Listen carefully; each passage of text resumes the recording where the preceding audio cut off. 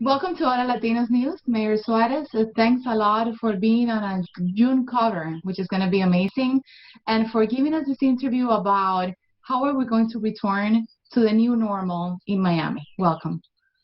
Thank you. It's a pleasure to be with you. We call it Stand Up Miami, and that's our brand for returning Miami as close to whatever the new normal will be as possible.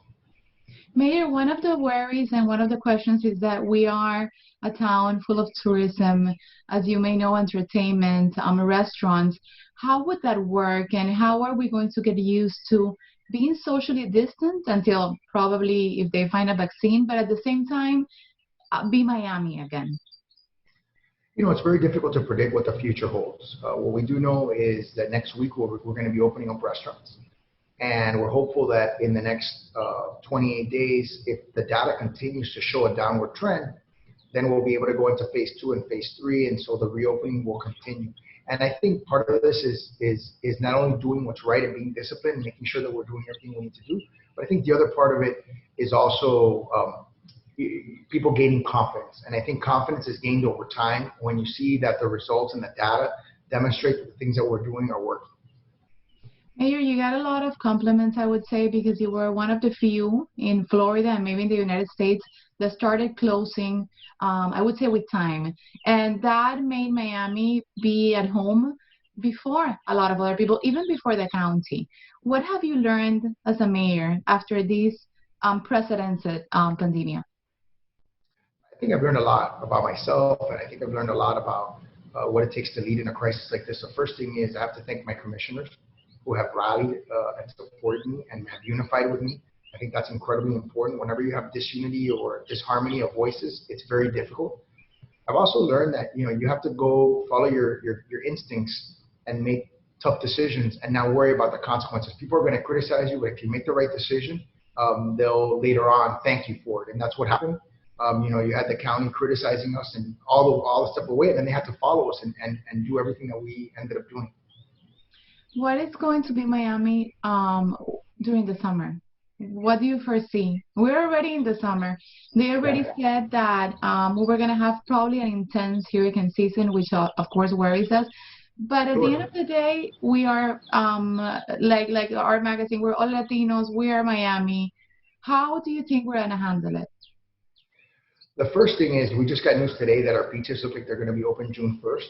And I think with that, we'll probably be opening the hotels as well.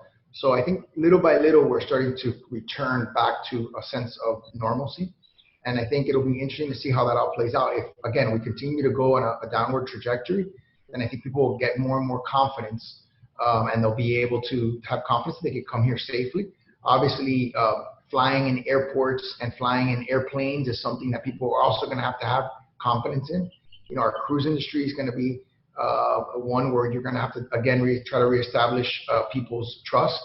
So I think it's going to be a process, but I do think that if we continue to discipline ourselves, we'll get to a point where we can be reasonably satisfied reasonably quickly. We've already seen towns, for instance, the Keys, to where people want to go for tourism already. Are you working with the airport authority for the travel that could come in into South Florida? We're trying to do the very best that we can to accommodate and make sure that we're an accommodating place. I think our air travel has been decimated just like so many industries. I mean, we usually normally have 50 million passengers flow through Miami International Airport. We're being told right now that it's operating at 10% capacity. So we're talking about 5 million people, which is still a lot of people, and it's double pretty much the population of Miami-Dade County. So we still have some concerns about as we're coming out of this, where foreigners come from is important to us if they're coming from COVID hotspots. So that's something that we're monitoring as well. Mayor, you just lived the whole experience because you were tested positive with the COVID. How was the whole, I would say, spiritual part of you being at home, knowing that you are the authority of this city? What are your thoughts on that? It was wild, very difficult to describe. From the moment that I got the news that I was positive, throughout my 18 days in quarantine, having to take care of myself, make sure Were that I you had food. scared at some point? There were a couple of moments where I was a little bit apprehensive because I was doing a video blog and I was being very transparent about the experience. And there was a couple of moments where it looked like my health was going to go in a very bad direction.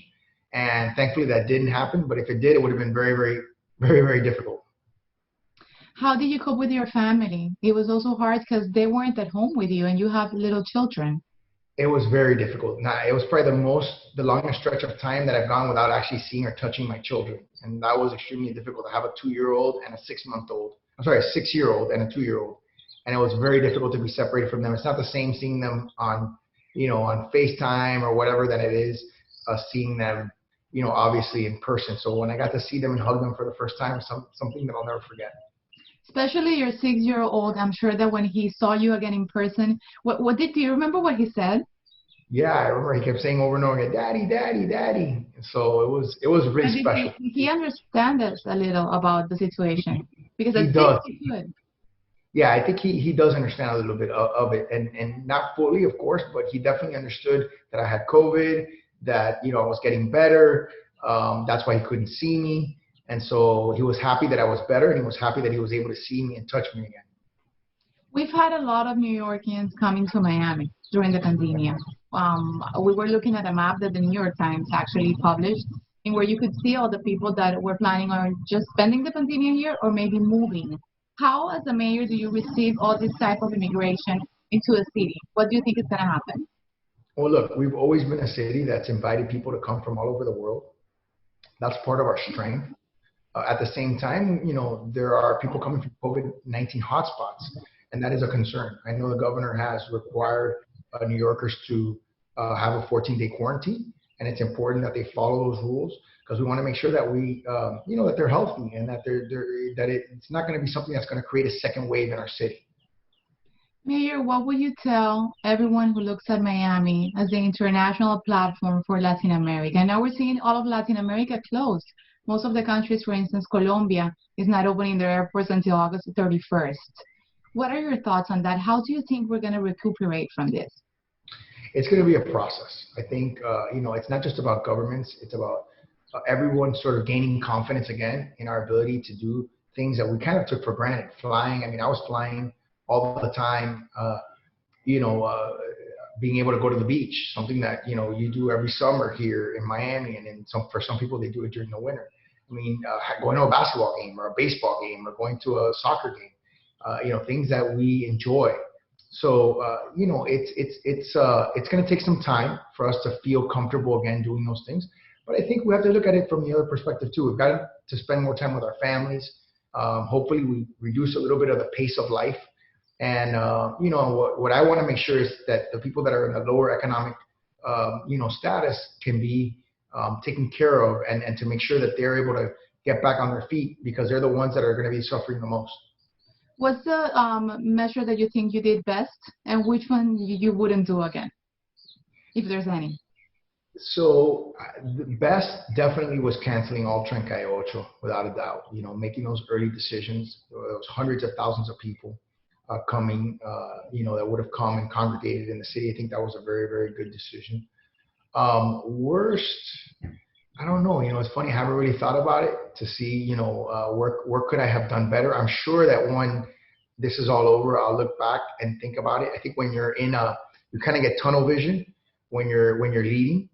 Look, I wish I had a better relationship with the county. I think, unfortunately, other mayors feel similarly to myself, which is why the cities have kind of come together. That would be the preference because it'd be better if the county and the city were more in line. But those things happen, and I've made what I felt were the right decisions at the right time, and I have to be comfortable with that. You are, and I need to ask you this, you are one of the few mayors in the country, Latino, and of course, this is for Hola Latinos News, which is also seen in Mexico. We're seeing in the whole U.S. for U.S. Hispanics. What would you say as a Latino that if you could say anything that you would feel proud about your people here in Miami during the stay-at-home order, if you do? I'm proud. I'm proud of the way our citizens have listened to us, how disciplined they've been. You've always had examples of people that are being irresponsible, but by and large, that's a small percentage of the people. And I think, we're a community, a family. And so having an opportunity to spend more time with your family, to be with your family, is something that is very much, rooted in our culture. And I think the other thing that's been great is to see the perseverance of faith, throughout all the obstacles and all the things that have been put in the way. So I think for me, family and faith are the two things that are really exciting to see in difficult times. Mayor, how do you see yourself in the next, I would say, first 2 years that you have of being our mayor, and then afterwards? Well, the first 2 years, I think were extremely successful. We had 8.5% growth the first year, 10.5% growth the second year. We had the lowest homicide rate the first and second year in about 50 years, and the second lowest tax rate in 50 years, the best bond rating in the history of the city. So I think when you put that all together, safest city, growing city, low tax city, that's a recipe for success. I think we have a lot of exciting challenges in the future. Hopefully bringing a Major League Soccer to Miami, some projects that we want to complete, making sure Miami is the most resilient city on the planet, making sure that Miami is equitable, and those are things that we're going to work on. And I'm excited to continue to deal with those challenges as we run $1 billion government with 4,500 employees. Mayor Suarez, thanks a lot for being here in Hola Latinos. Appreciate it.